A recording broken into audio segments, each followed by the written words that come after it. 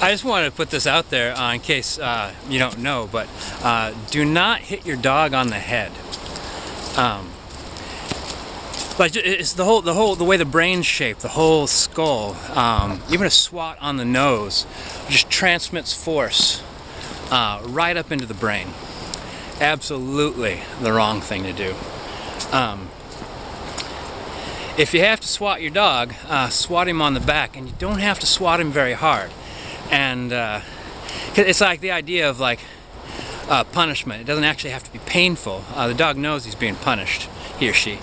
Same thing with giving him a treat. It's just a small little deliciousness. It's the idea that it's a treat, not that the treat weighs like a pound.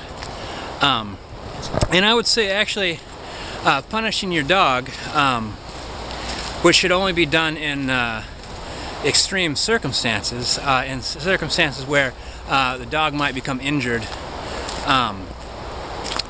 or like very sick, let's say, or and they could die from sickness. Like if I tell my dog not to eat like a dead salmon along the river, he's not going to do it, because a couple of times when we've walked up and he's shown interest in a dead fish, I've said no, and when he put his mouth on it, I just slapped him gently on the butt.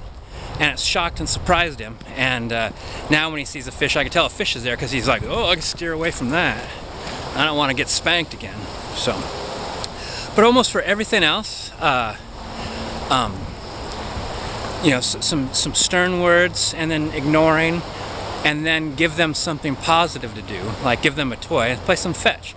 It kind of feels like what you've done is like they've done something bad, and then like a few moments later you're rewarding them, but you're not. You were stern, you ignored them, and then you said, you know what I'd like you to do actually, let's play with the ball. And so you've redirected them, and now you're reinforcing a good behavior, playing with the ball, and kind of like trying to dissuade the negative behavior, like scratching on a door or something like that. Be like, no, ignore, ball, let's play. Or if they're scratching on the door, let's go outside.